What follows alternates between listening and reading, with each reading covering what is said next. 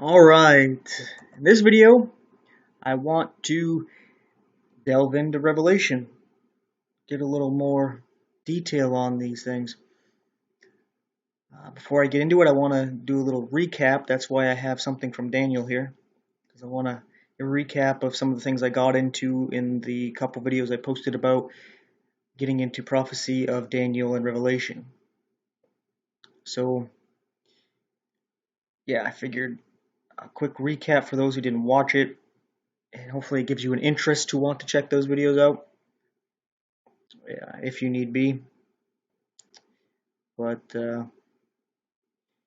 anyway,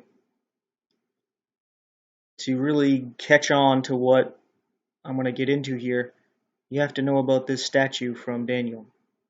And it's supposed to tell us all the nations of the earth that have huge influence, huge power on the earth. But these are the kingdoms that are actually have to do with God's people, that interact with God's people, with Israel, with Christians. And that's a key point of what I'm going to jump into. So, let's quickly go over this. The head is at the start of the timeline. A gold head representing Babylon. The chest and arms are silver, representing the Medo-Persia Empire.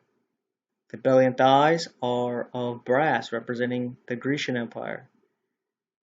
The iron legs represent Rome. And the feet are part of iron and part of clay when Rome is still in there but becomes papal Rome. This is what happens right before Jesus returns and destroys the entire statue.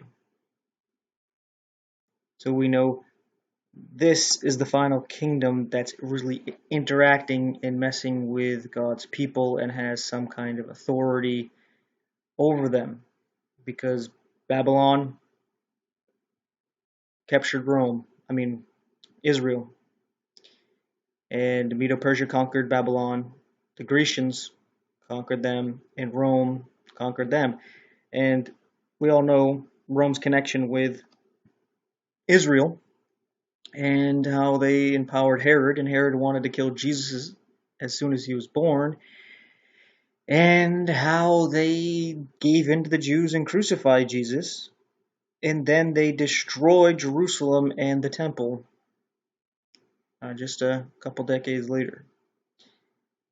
So that's just a quick summary of this so that we can now get into some other things. One of the first things I want to get into is why isn't other nations brought up? And like I said, because they're not interacting with God's people. Right? But a strong empire like the Muslim Empire that rose up and conquered a great amount of land, they are talked about. So that's what I'm going to get into here. A lot of people, they believe that everything that we read in Revelation is in the future from our point of view. And it was in the future from John's point of view. Just like Daniel, everything was in the future from his point of view. But if you're sitting in the Grecian time, when Greece conquered, you're not going to look at Daniel and think, oh, I have to look forward to Grecian Empire coming when it's already there. Or the Medo-Persians are going to take out Babylon when that already happened, right? So anyway, we can see that a lot of things have already happened, like what I've already gotten into in my videos about the prophecies in Daniel and Revelation. But let's check this out here. In Revelation chapter 9, the fifth trumpet. Now I imagine this has a connection to the fifth seal, and I think there's one other thing of sevens. Anyway, I was thinking of getting into that into another study. But so let me just stick to this, right? Ugh, dang. Something doesn't want me to get on with this. All right, Revelation chapter 9, the fifth trumpet. And the fifth angel sounded, and I saw a star fall from heaven onto earth, and to him was given the key of the bottomless pit. And he opened the bottomless pit, and there arose a smoke out of the pit, as the smoke of a great furnace, and the sun and the air were darkened by reason of the smoke of the pit. And there came out of the smoke locusts upon the earth.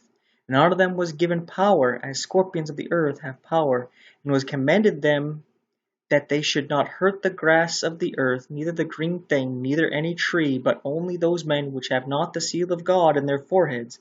And to them it was given that they should not kill them, but that they should be tormented 5 months. And their torment was as the torment of a scorpion when he striketh a man. And in those days shall men seek death, and shall not find it, and shall desire to die, and death shall flee from them. And the shapes of the locusts were like unto horses prepared unto battle, and on their heads were as it were crowns of like gold, and their faces were as the faces of men, and they had hair as the hair of women, and their teeth were as the teeth of lions, and they had breastplates, as it were breastplates of iron, and the sound of their wings was as the sound of chariots of many horses running to battle, and they had tails like unto scorpions, and there were stings in their tails, and their power was to hurt men 5 months. And they had a king over them, which is the king of the bottomless pit, whose name in Hebrew tongue is Abaddon, and in the Greek tongue hath his name Apollyon. One woe is past, and behold, there come 2 woes more hereafter. Now, just letting that sink in for a little bit, we're going to go over a couple things here. So, star fell from heaven, right? Muslims believe that there was a rock, a shooting star that fell, and they put that rock that was pure white at Mecca, and they circle that.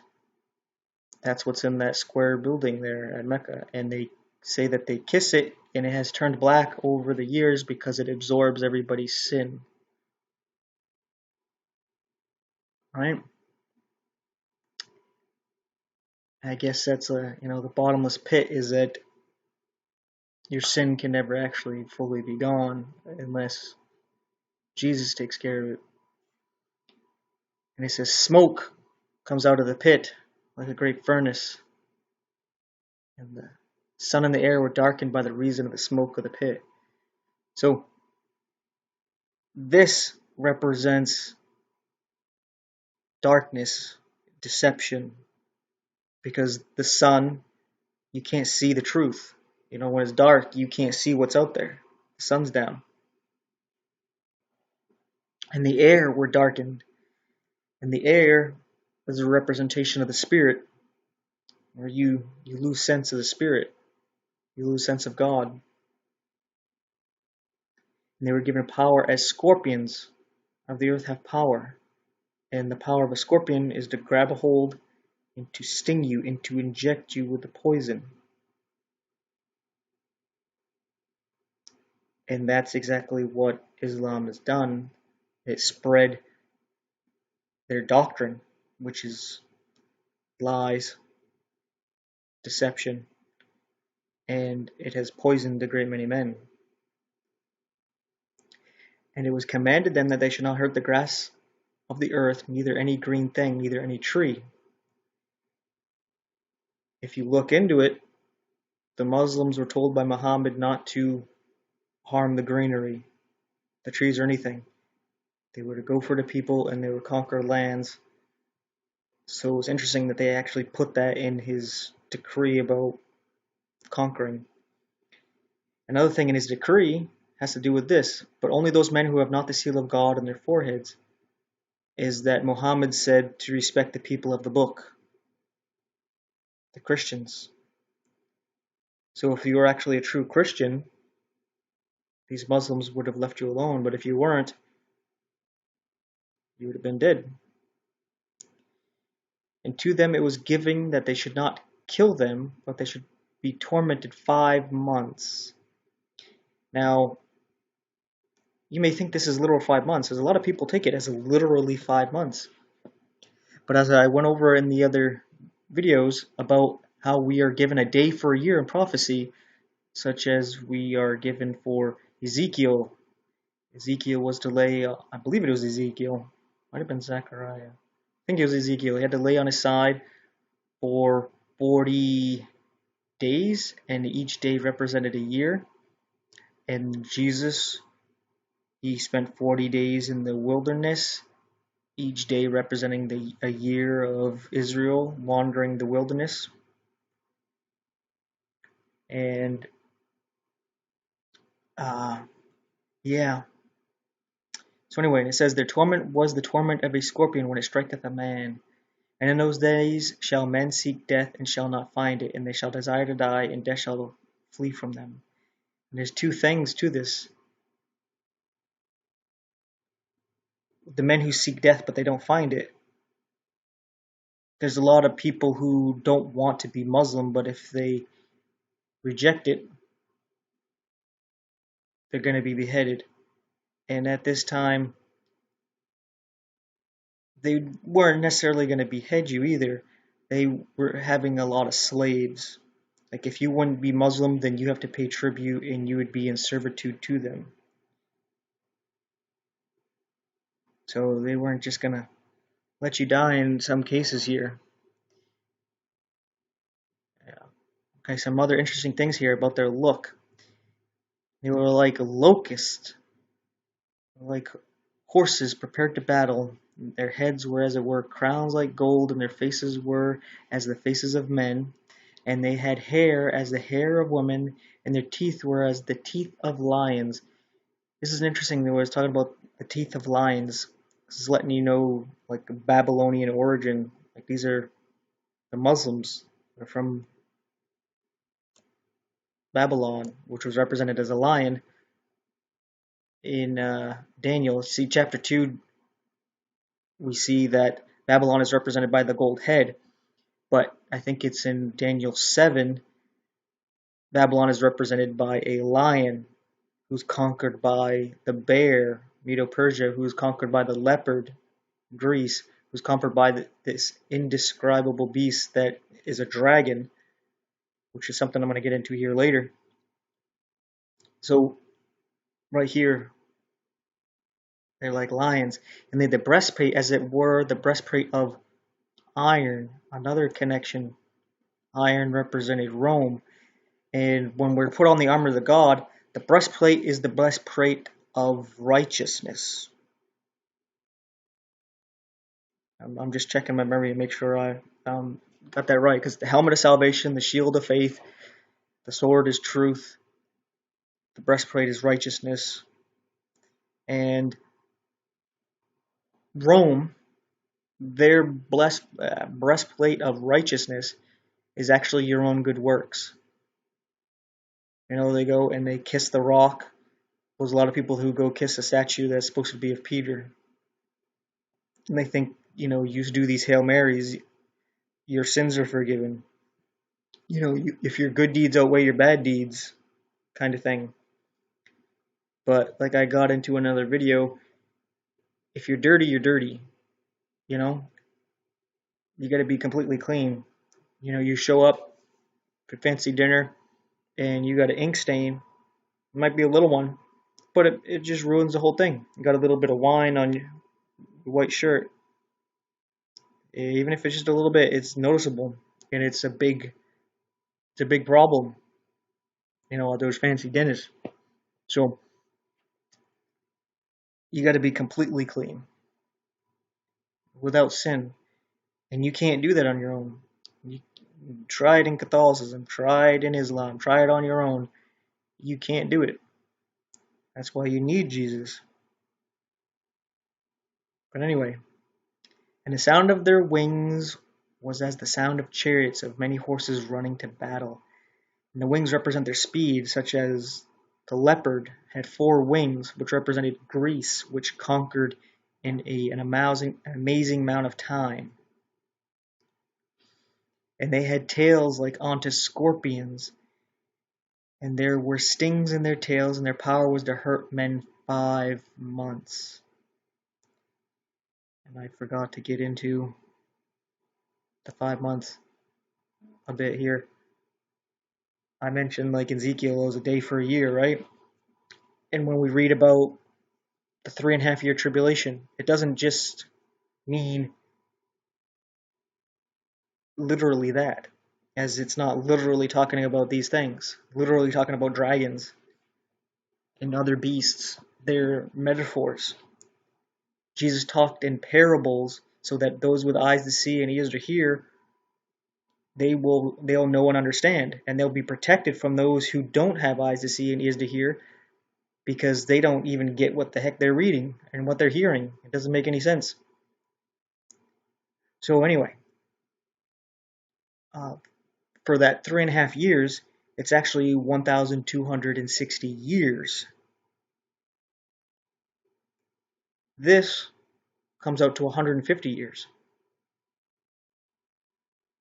Something I'll show in a second here.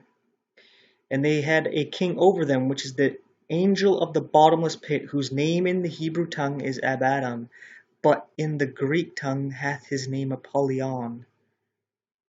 This is Satan, because Muhammad supposedly went into a cave and the angel Gabriel told him all these things he was to tell everybody else.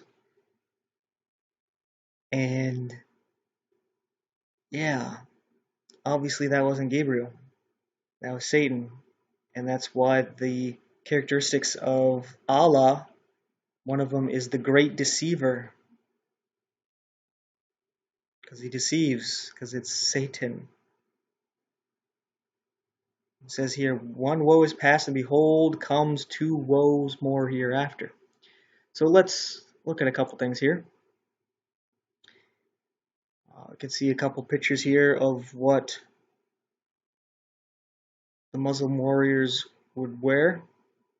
And they would get on their horses. You get his breastplate. This guy over here has a breastplate of iron. You can see here the golden crown. You can see the face, but not much else. And this guy, he looks like he gets a bit of a golden crown on him as well. And yeah, you can see how they fit the description pretty well. Here's a good one.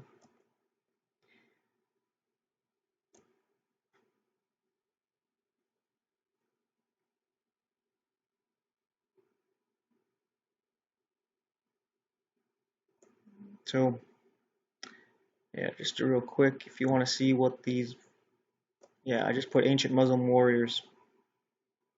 If you're wondering, if you can't see clearly on the video and their pictures aren't big enough or whatnot, you just search the pictures yourself. But anyway, there's also this here, the 5 months.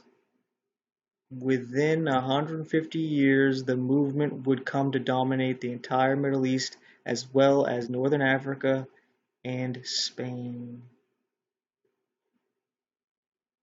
150 years, because it's 30 days a month. So 3 times 5. I'm being retarded here. Excuse me. 30 times 5 is 150.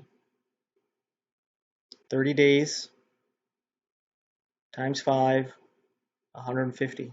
So 150 days, a day for a year, 150 years. And that's how long it took for Islam to do their stinging and tormenting men with their bullshit.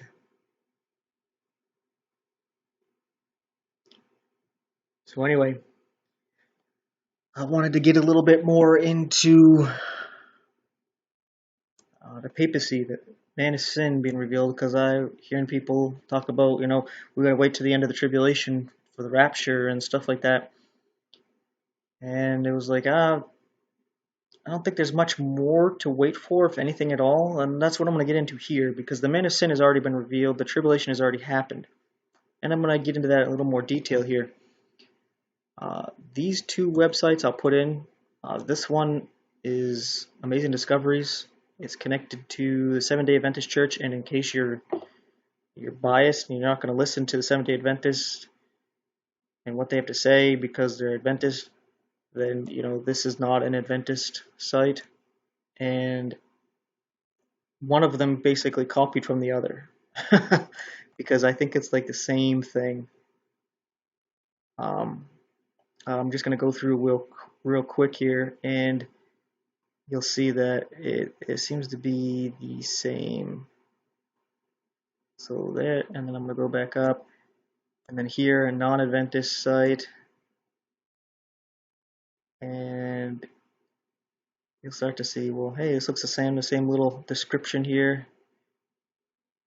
and then this is the same little coin looking thing. This site just has it a little more spread out, the words are a little bigger, and whoop, boom, the same video, and then there's just a little bit more, and then it's at the end. So it seems to be the same thing. But anyway, the Pope claims to be the Holy Father, the head of the church, God on earth, and has the right to change God's law and decree whatever they want to be true. That's why they changed the Ten Commandments by removing the second commandment about not making idols, changing the Sabbath day from the seventh day to the first day. They boast about doing that. And Daniel in Daniel chapter 7 actually says that this little horn is going to do such a thing, be boastful, claiming to be God and be able to change laws and times and stuff. And yeah, I mean, he's been here all along, and that's why a lot of people have died, because they spoke out against the Catholic Church and about how they are the Antichrist. See, you want to be saved, you got to be subject to the Pope. That's what they say. Completely skip out Jesus. I'm going to just let you read this stuff on your own. But, yeah, let's read these two chapters here, Revelation 12 and 13, because I'm going to show what's already happened and what is happening and is about to happen with these two chapters. All right. So we got here Revelation chapter 12. It says, "And there appeared a great wonder in heaven, a woman clothed with the sun and the moon under her feet, and upon her head a crown of 12 stars. And she, being with a child, cried, travailing in birth, in pain to be delivered. And there appeared another wonder in heaven, and behold, a great red dragon, having 7 heads and 10 horns, and the 7 crowns upon his heads. And his tail drew a third part of the stars of heaven, and did cast them to the earth. And the dragon stood before the woman, which was ready to be delivered, for to devour her child as soon as it was born. And she brought forth a man-child, who was to rule all nations with a rod of iron. And her child was caught up unto God, and to his throne. And the woman fled into the wilderness, where she hath a place prepared of God, that they should feed her for 1,260 days." All right. So this is, some people take this as a tribulation at the end. 3.5 years, 30 days for a month. And what this is obviously talking about is Israel. And it's also talking about the Virgin Mary. And that the dragon going after this woman, Israel, is symbolic of the Romans going after Jesus while Mary was carrying her. Because you notice that this war in heaven happened when Israel was pregnant. when Mary's pregnant, God left heaven. That's when the dragon tried to wage war. He figured this is his time and he can take over heaven while Jesus is creating his body to enter the world as a man. But he lost and he was cast down to earth. So he figured, well, then I'll just kill Jesus while he's in the womb or when he's born. And that's exactly what Herod was put in there by Rome, who is the dragon, the indescribed beast in Daniel chapter 7. And yeah, I'm going to get more into this as we go through. It says here, God didn't fight. It was Michael. Like, who is as God? So it's either saying who can be like God or saying he is like God. He's not God, but he's like him. It says here, and there was war in heaven. Michael and his angels fought against the dragon, and the dragon fought and his angels, and prevailed not. Neither was their place found any more in heaven.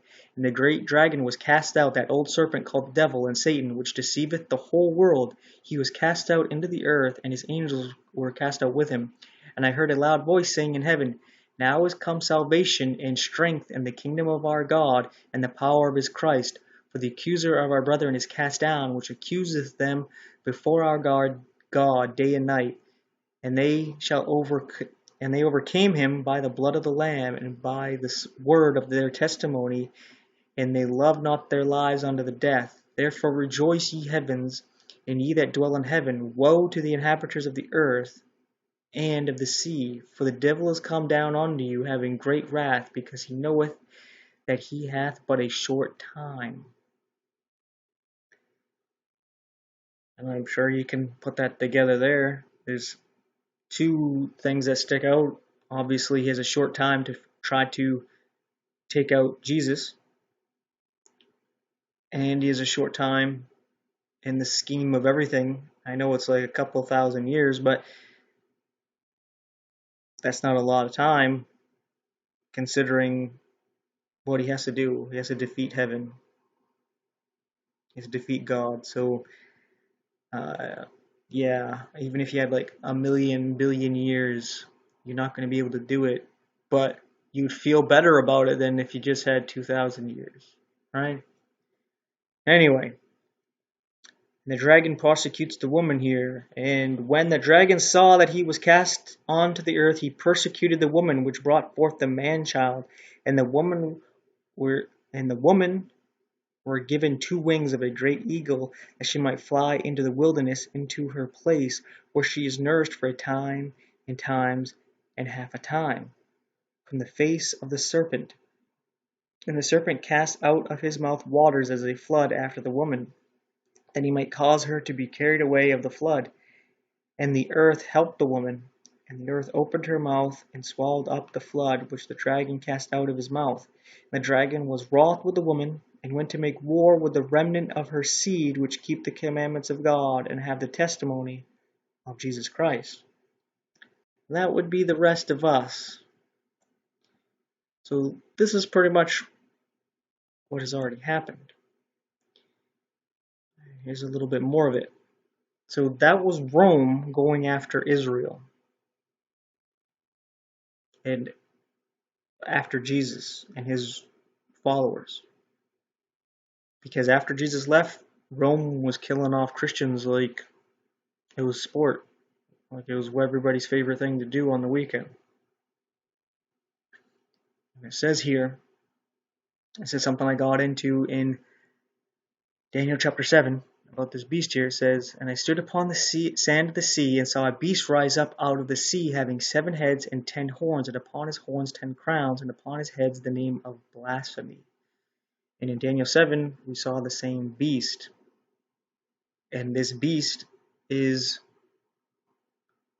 what comes up out of the Roman Empire when it falls. It collapses, and out of that sea of people, because sea represents a multitude of people, And all these nations that broke up, 10 horns come out, 10 kings. The horns represent kings. And what happened after Rome fell? Well, 10 kingdoms rose in Europe. And 3 of them were rooted up, as we read in Daniel chapter 7, by a little horn, which was the papacy that came into power at 538 AD. Came into power, and it uprooted 3 nations that didn't submit to its doctrine. The Visigoths, the Neroli, and the Ostrogoths, or I don't remember all of them. Well, you can look that up. I put it in the links and the information in my other videos about this. And blasphemy, such as Jesus claiming to be God, that was called blasphemy. Forgiving sins, that was considered blasphemy. What does the Roman Catholic Church do? Well, the Pope claims to be God and being able to forgive sins. If you want salvation, you have to be subject to him. Blasphemy. Blasphemy, blasphemy, blasphemy. And this beast which I saw was like unto a leopard, and his feet were as the feet of a bear, and his mouth was as the mouth of a lion, and the dragon gave him his power and his seat and great authority. So here is the Pope being crowned, and that's why he has parts of the beast of Greece, Medo-Persia, Babylon, and his power is given him by the dragon, which is Rome. Rome gives the great seat and authority to the Bishop of Rome, making him the Pontifex Maximus and the Emperor of Rome. And I saw one of his heads, as it were, wounded to death, and his deadly wound was healed, and all the world wondered after the beast. And they worshipped the dragon, which gave power unto the beast, and they worshipped the beast, saying, Who is like unto the beast? Who is able to make war with him? And there was given unto him a mouth speaking great things and blasphemies, and power was given unto him to continue 42 months. This is the same time that Israel has to run. It's just said in a different way. And he opened his mouth in blasphemy against God, to blaspheme his name and his tabernacle, and them that dwell in heaven. And it was given unto him to make war with the saints, and to overcome them, and power is given him over all kindreds and tongues and nations, and all that dwell upon the earth shall worship him, whose names are not written in the book of life of the Lamb, slain from the foundation of the world.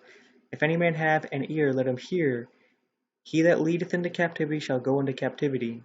He that killeth by the sword must be killed with the sword. Here is the patience and the faith of the saints. So there, the 42 months is 1260 days, 1260 years. This beast came into power in 538 AD. It received a deadly wound in 1798 when Napoleon arrested the head of this beast, the Pope. And it was about 5 years or so later that the deadly wound was healed. So this is why everybody says, who can make war with the beast? Who is able to make war? Who can do it?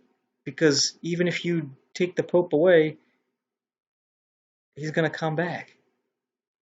Every nation has a portion of Catholics that are not going to support going to war and arresting the Pope or killing the Pope or anything like that.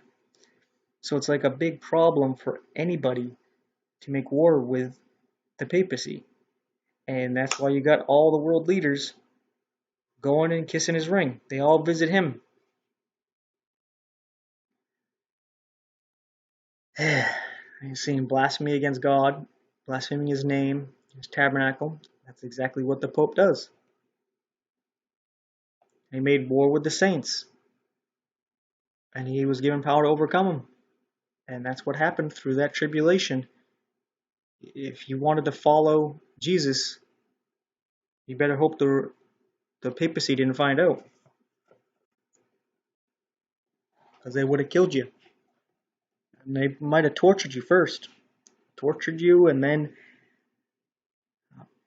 lit you on fire in front of everybody else so that it'd be a warning to them. You want to follow Jesus? This is what we're going to do to you. Of course, that's not what they said. They didn't say, oh, these people are following Jesus. They said they're heretics. They're thinking for themselves. How dare they? They are printing Bibles and giving out Bibles and teaching people to read. How dare they?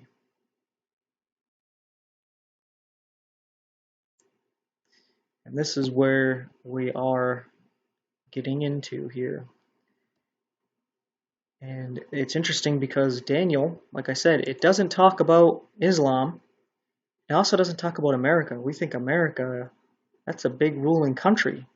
And it is obviously affecting God's people. Isn't America a Christian nation? Well,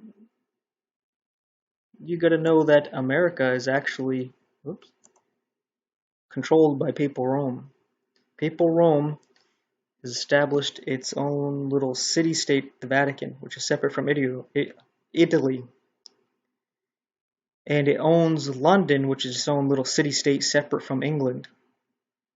And London owns Washington, D.C., which is its own little separate city-state from the United States for America.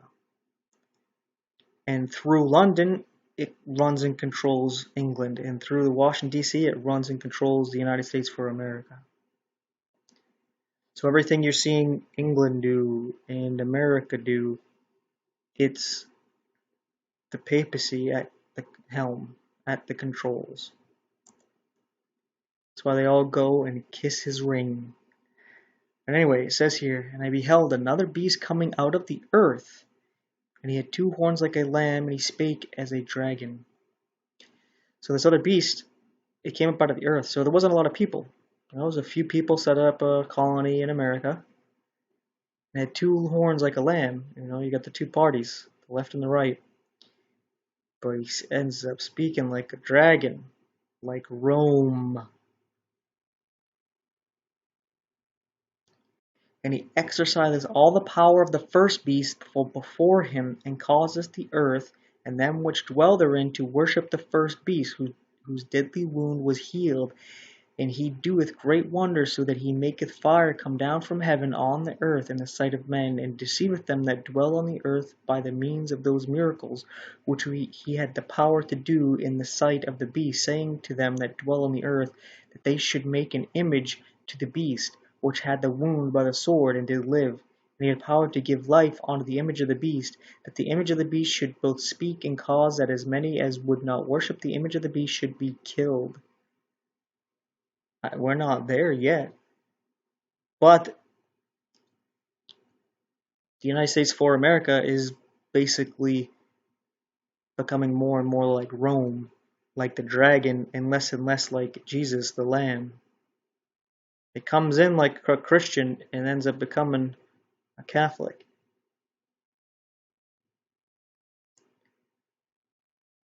And making fire come down from the heaven. Well, wasn't it Trump who was building the Space Force? And he wanted to have space weaponry, do something with it? Yeah, that's probably what's to come here. Probably fire is going to be coming down, because they probably got some hot air balloons up there with some high-powered lasers. You'd be saying, what am I talking about, hot air balloons? Well, what you think are satellites are just hot air balloons carrying satellites. They're not floating in orbit. That's not how things are. NASA is the largest consumer of helium, and they have made balloons the size of football stadiums to carry satellites. And they launch a lot of these things from Antarctica, so you don't really see what they're doing. And yeah, that's why we see at Roswell, you see a crashed satellite. And they tried to make it seem as though, oh, it's aliens, because they didn't want you to know what they were doing. And they don't want you to know that the Earth is flat. But anyway, let's continue here. It says, and he calleth all both small and great, rich and poor, free and bond, to receive a mark in their right hand or in their foreheads, and that no man might buy or sell save he that had the mark or the name of the beast or the number of his name. Here is wisdom. Let him that hath understanding count the number of the beast, for it is the number of a man, and his number is 666. And the name of the Pope, I don't know if I can say this, the Latin, Vercellus Velade, I can't, I'm thinking you know what I mean. It adds up to 666, just saying. But here I can see that this is coming close, and you can see it already with this COVID bullshit. You know, you don't want to submit, well then you can't go shopping. You might not even be able to go to work. And people think, oh, just, do it for helping out other people. It's like, no, you don't see what this is leading to. It's baby steps. You give an inch, they're taking a mile. You let a little bit of your freedom go, they're going to grab a whole lot more.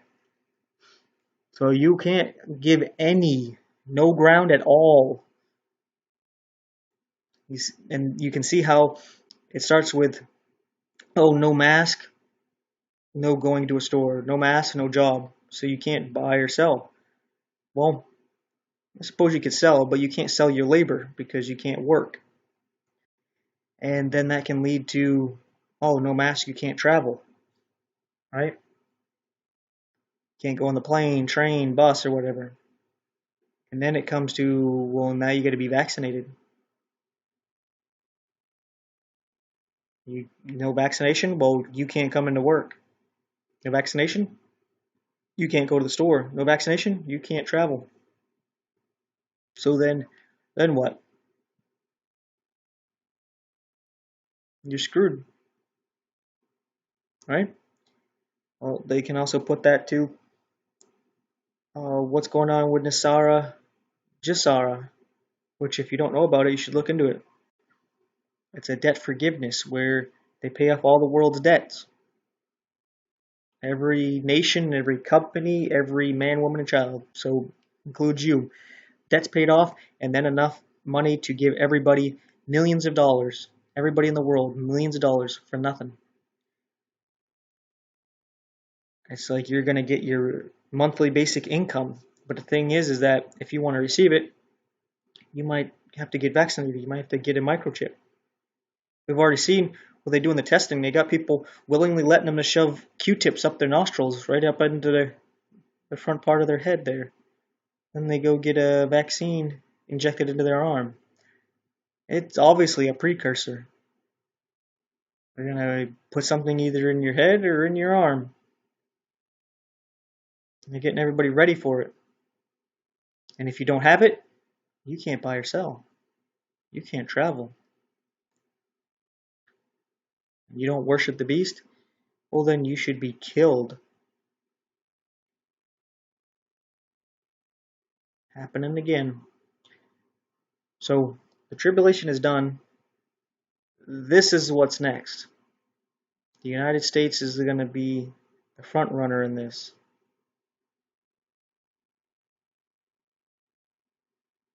So anyway, I don't know if this has to happen before the rapture, but it seems like it might, because we go to 14 and we read about 144,000 from Israel saved and a great multitude. Here we got 144,000 redeemed from Israel, the virgin woman, and they are the first fruits, right? And then it talks about here the fall of Babylon, which we get into more detail about in Revelation 17:18. So after the fall of Babylon, which would be the papacy, we said the harvest of earth, and I looked, and behold, a white cloud. Upon the cloud one sat like unto the Son of Man, having on his head a golden crown, and in his hand a sharp sickle. And another angel came out of the temple, crying with a loud voice to him that sat on the cloud, Thrust in thy sickle and reap, for the time is come for thee to reap, for the harvest of the earth is ripe. And he that sat on the cloud thrust in his sickle on the earth, and the earth was reaped. So, yeah, we see the separating of the wheat and the tares, where Jesus says the angels are going to come. They're the ones that are doing the harvest. And they're going to gather up the wheat, put it in the barns, but they're also going to grab the tares and burn them. And here the tares are the ones going to be trampled as they were grapes.